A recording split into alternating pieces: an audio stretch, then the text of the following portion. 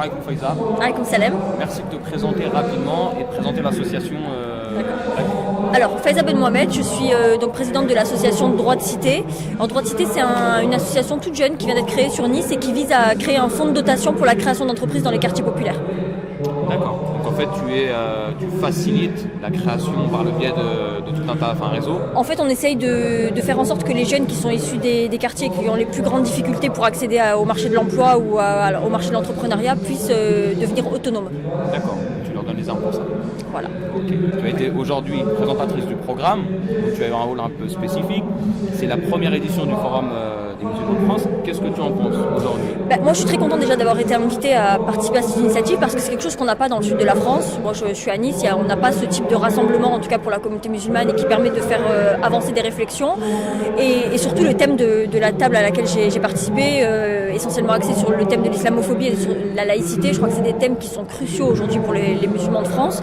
Et ça nous a permis de l'aborder en toute sérénité, je dirais, parce que loin des polémiques, loin de Twitter, loin des médias, et pouvoir s'approprier un thème sur lequel on est essentiellement nous visés, c'est quand même essentiel.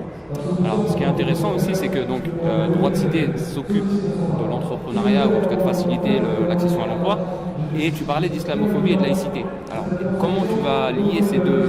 Est-ce qu'on peut dire aujourd'hui que les musulmans, ils ont des difficultés plus importantes, on va dire, que les autres dans le monde de l'entrepreneuriat ? Il faut accepter aujourd'hui une réalité en France qui fait que quand tu es jeune, issu des quartiers populaires, issu de l'immigration, et tu as beaucoup de chance aussi d'être musulman, tu as beaucoup moins de chances que les autres de pouvoir accéder à un emploi, ne serait-ce que par la discrimination à l'adresse, discrimination au faciès, discrimination à ton nom. C'est quand même 3 facteurs qui te pénalisent, même si c'est une identité qu'on peut nous porter fièrement. Je suis très fière d'être née dans les quartiers nord de Marseille, d'avoir eu mon vécu. Mais il faut considérer que c'est pas parce que moi je suis une fille que j'ai moins de difficultés peut-être que mes frères ou que mes cousins ou que les garçons en tout cas de quartier. C'est quelque chose qui est acquis pour eux. Et du coup je crois que vraiment il faut qu'il y ait des jeunes qui s'organisent pour pouvoir se sortir de manière autonome du déterminisme social dans lequel on nous a classés. Tu parlais aussi du dévoiement de la laïcité tout à l'heure lors du débat. Qu'est-ce que tu peux en dire aujourd'hui entre ce qu'est réellement la laïcité et ce qu'elle est devenue, on va dire ? Je ne sais pas si elle est devenue quelque chose vraiment, mais on assiste à une volonté délibérée de massacrer le principe de laïcité tel qu'il a été pensé et conçu par la loi de 1905, par une frange d'islamophobes qui rassemble alors les politiques qui soient de l'extrême gauche jusqu'à l'extrême droite, c'est-à-dire que tu as une échelle très vaste et très large, et ils se réunissent uniquement sur ce thème de l'islamophobie qui, enfin en tout cas de la gêne que représente la visibilité de la communauté musulmane, et ils sont dans un dévoiement systématique du principe de laïcité par des polémiques à 2 centimes comme le burkini, comme les mamans voilées à l'école, comme le halal à l'école. Ils inventent qu'on réclame telle ou telle chose, ce qui est faux parce qu'on n'a jamais eu assisté à des écoles où il y a des parents qui demandent du halal ou qui demandent du... Oui, ça n'existe pas, voilà.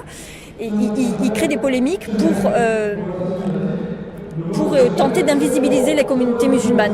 Et je crois que ce problème, il faut que c'est en partie à nous de le résoudre, c'est-à-dire qu'il faut que nos positions soient le plus visibles possible et qu'on puisse avoir accès un maximum aux médias qui véhiculent les idéologies finalement. Oui, parce qu'aujourd'hui les médias vont plus ou moins dans le sens de cette stigmatisation et de cette tendance à faire disparaître la visibilité musulmane.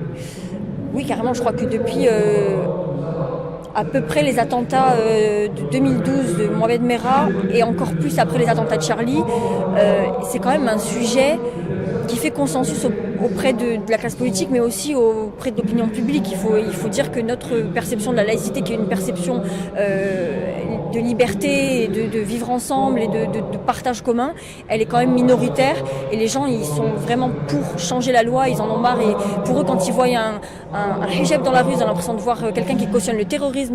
Quand ils voient une personne, même comme moi, qui suis militante, qui suis pas, enfin je veux dire, je porte pas de signe religieux sur moi, je pourrais être n'importe qui, je pourrais être musulmane ou pas, et finalement quand tu as des positions comme ça, tu es automatiquement taxé d'islamisme. Et comment changer cet état de fait ? Quand tu dis renforcer assumer ses positions, c'est-à-dire comment est-ce qu'on peut changer cet état de fait ?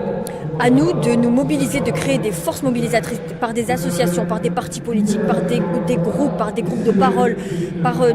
En tout cas, la convergence des luttes, elle est essentielle et il faut absolument que les gens qui râlent, parce qu'on est nombreux à râler, mais on est très peu à agir sur le terrain et à dénoncer des choses. On a l'impression d'être minoritaire, alors que peut-être qu'on ne l'est pas finalement. Et vous avez beaucoup de jeunes aussi dans les quartiers avec qui je parle et qui disent ouais, j'en ai marre, on se moque de nous, je suis contrôlée par la police 15 fois par jour et on se fait insulter et ils nous crachent dessus et on ne trouve pas de travail et à l'école c'est difficile et on est de côté. Et finalement ils n'ont pas les armes pour réussir à combattre ça et à passer à travers. Et je crois que c'est très important que les associations, en tout cas nous qui sommes maintenant la 3e ou la 4e génération, d'arriver à nous mobiliser pour réussir à vaincre ce déterminisme social et à aider ceux qui n'ont pas les moyens. D'accord. C'est vrai qu'après, concrètement, aujourd'hui, la situation, comme elle est presque désespérante en fait. Il y a beaucoup de gens qui aujourd'hui n'ont pas beaucoup d'espoir. Et ce qui est intéressant surtout, ce que tu dis, c'est que donc, la problématique des quartiers et la problématique de l'islamophobie, elle est directement liée. Oui, carrément. Tu vois, en fait, dans l'opinion publique, on a l'impression que c'est un tout homogène. Jeunes de quartier, musulmans, barbus, femmes voilées, salafisme, frères musulmans, islam politique. Et c'est un mélange. Et à chaque fois que tu regardes, ne serait-ce que la couverture médiatique, quand le Figaro va titrer un truc sur l'islamisme, tu as toujours Molenbeek sur scène. Pour parler de ça. Référence de banlieue. Référence avec un quartier de banlieue, avec comme si. Tout à l'heure, j'ai quelqu'un qui est venu me parler après mon débat et qui me disait oui, mais vous parlez d'islamophobie, mais vous parlez pas du problème du terrorisme, vous parlez pas du problème de la radicalisation, vous parlez pas du problème de la mainmise des frères musulmans sur les quartiers populaires. Je suis née dans un quartier populaire, je vis dans un quartier populaire, j'ai 32 ans, je sais pas ils sont où les frères musulmans, je les ai jamais croisés de ma vie. J'ai fait Marseille, j'ai fait Paris, j'ai fait Montmorency, j'ai fait maintenant Nice, quartier Est comme quartier Ouest. On a des problèmes de délinquance, il y a des problèmes de drogue, il y a des problèmes de toutes sortes de fléaux qui gangrènent nos quartiers. Mais les frères musulmans, je les ai jamais, ni je les ai croisés, ni je les ai vus. C'est un stéréotype sûrement. Voilà. Okay. Et aujourd'hui justement, les quartiers populaires, ils demandent peut-être juste à s'exprimer quoi en fait, à vouloir sortir de leur situation tout simplement. Les quartiers populaires, ils sont considérés un peu comme le kyste de la société française. Dès qu'il y a un problème, le jeune, il habitait où? Il habite dans un quartier, ouais, c'est normal. Son casier, il était connu du service de police, ouais, il habite dans une cité sensible. Les armes, oui, c'est les cités sensibles. Alors que les jeunes des quartiers populaires, ils aimeraient bien qu'on les laisse tranquilles, qu'on les laisse travailler, qu'on les laisse accéder à un emploi, qu'on les laisse à avoir, quand ils demandent un logement HLM, ils aimeraient bien avoir autant de chances d'avoir un logement en centre-ville qu'un blanc, finalement. Et ils n'ont pas toutes ces chances-là. Mais rassure-nous, Faiza, il faut partir de France. Non. Non, moi je crois que tu sais ceux qui tiennent le discours de voilà la France elle nous aime pas, elle nous veut pas.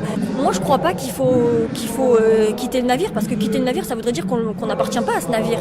Et nous aujourd'hui on est français, je veux dire au bout de la 4e génération, je suis pas moins française qu'Emmanuel Valls qui vient de se faire naturaliser il y a 20 ans alors que j'étais française avant lui. Il faut à un moment donné, il faut se remettre en question, il faut avancer et quand il y a quelque chose qui va pas dans une cellule à laquelle vous appartenez, vous faites tout pour la changer. Et c'est en ça qu'il faut s'engager. Merci beaucoup Faiza. Je t'en prie. Pour toute